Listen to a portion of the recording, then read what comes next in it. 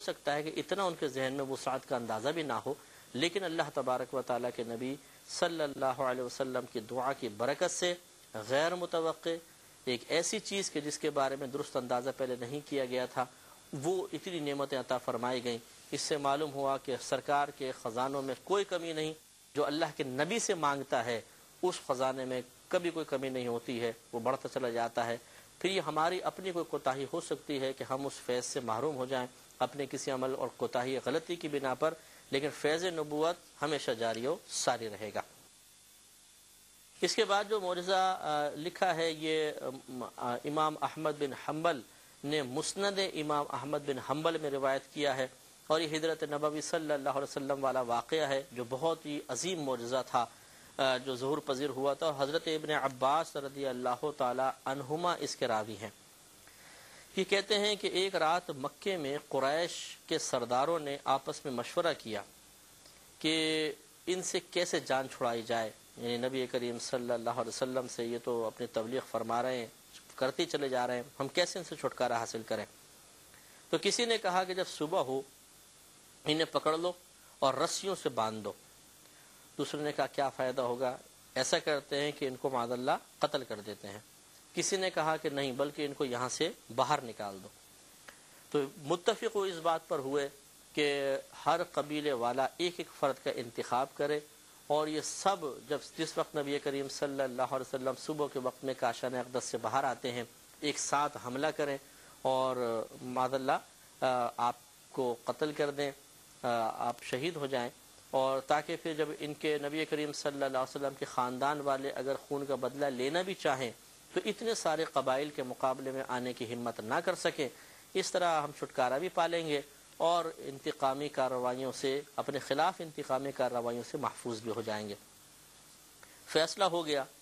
تو یہ کہتے ہیں کہ حضرت ابن عباس رضی اللہ تعالی عنہ کہتے ہیں کہ اللہ تبارک و تعالی نے اپنے نبی کریم صلی اللہ علیہ وسلم کو ان کے اس فاسد ارادے پر مطلع فرما دیا۔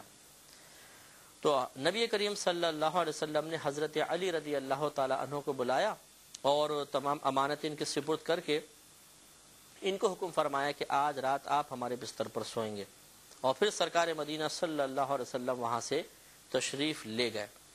تو اس روایت میں تو نہیں ہے لیکن دیگر روایات میں ہے کہ سرکار صلی اللہ علیہ وسلم جاتے ہوئے آپ نے ایک مٹھی مٹی کی اٹھائی اور اس طرح پھینکی، تو سب کے سروں پہ مٹی پڑ گئی جو باہر پہرا دے رہے تھے اور منتظر تھے آپ کے، اور آپ ان کے درمیان سے نکلتے چلے گئے اور ان کو نظر ہی نہیں آیا، حتیٰ کہ سرکار تشریف لے گئے، حتیٰ کہ غار پر پہنچ گئے، یعنی غار ثور پر آپ تشریف لے گئے۔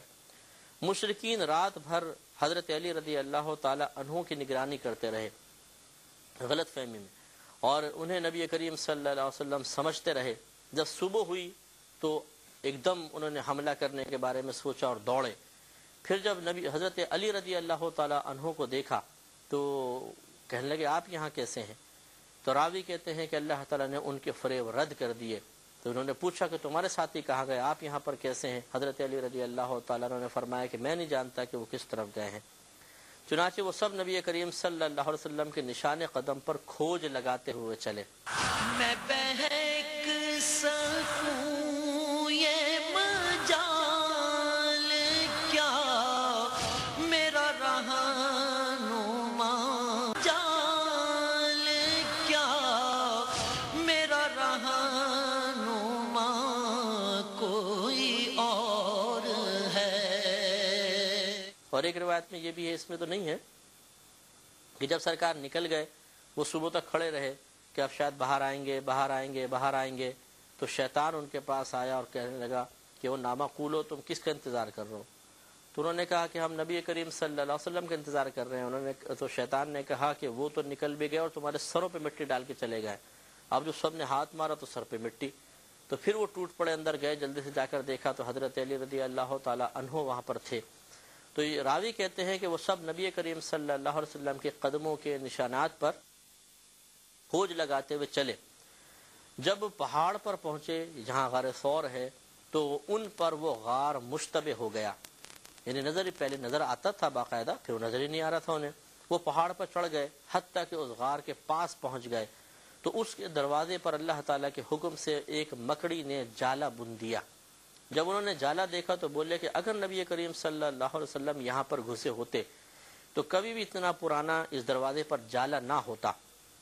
تو رحمت کونین صلی اللہ علیہ وسلم اس غار میں 3 شب تک رہے، لیکن کفار آپ کے اس رہائش پر مطلع نہ ہو سکے۔ تو آپ غور فرمائیں کہ 3 دن تک سرکار وہاں پر رہے۔ لازم بات ہے کہ نکلتے ہوں گے کہ کسی بھی حاجت کے تحت، پھر آپ آتے ہوں گے، ہر دفعہ فوراً وہ مکڑیاں جالا بن دیتی ہوں گی، اور ایک روایت کے مطابق کبوتری نے سامنے انڈے بھی دے دیے تھے گھونسلہ بنا کے، فوراً سے پیشتر انڈے دے دیے۔ تو وہ لوگ جب وہاں سے گزرے تو انہوں نے کہا کہ اگر یہاں گئے ہوتے تو کبھی بھی کبوتر یہاں انڈے دے کے نہ رہتے، اتنا کبوتر تو فوراً پریشان ہو جاتا، اور جنگلی کبوتر خاص طور پر۔ تو یہ بھی ایک نبی کریم صلی اللہ علیہ وسلم کا معجزہ تھا کہ مکڑی کا فوراً جالا بن دینا، کبوتری کا وہاں پر انڈے دے دینا، اور ان لوگوں کا غار کے سامنے پہنچ کر بھی مطلع نہ ہونا، یہ سرکار کے معجزات میں سے ایک ہے۔ اور اس سے بھی پتہ چلا کہ اللہ تعالیٰ اپنے حبیب کریم صلی اللہ علیہ وسلم کی حفاظت فرمانے پر قدرت رکھتا ہے، کوئی سرکار کو کسی قسم کا نقصان نہیں پہنچا سکتا، یعنی ایسا نقصان کہ جو اللہ تعالیٰ کی مشیت کے خلاف ہو۔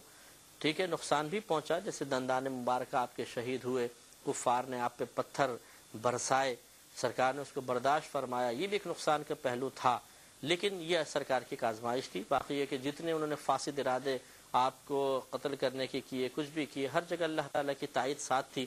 تو اس سے معلوم ہوا کہ رحمت کونین صلی اللہ علیہ وسلم اللہ تعالیٰ کی عطا سے بے شمار معجزات کے حامل رہے ہیں، آپ سے بے شمار معجزات کا ظہور ہوا، ہجرت کے وقت بھی، ہجرت سے پہلے، ہجرت کے بعد بھی۔ گویا کہ آپ کی پوری زندگی برکات سے بھرپور ہے، ہمیں بھی کوشش کرنی چاہیے کہ ان برکات سے حصہ حاصل کریں۔ اور پھر شروع میں آپ دیکھیے کہ رحمت کونین صلی اللہ علیہ وسلم کا کفار کے درمیان سے نکل جانا اور ان کا نہ دیکھ پانا، یہ کوئی سائنسی ایجاد کے تحت تو نہیں تھا کہ آپ کو نگاہوں سے اوجھل کر دے اور آپ نکل گئے، بلکہ معجزہ تھا۔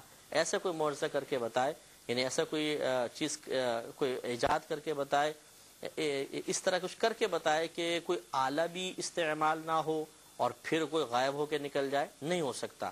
آلات کے ذریعے ہو سکتا ہے کہ ہماری مستقبل کی سائنسی ترقی ایک شخص کو سب کی نگاہوں سے اوجھل کر دے، یہ پاسبل ہے۔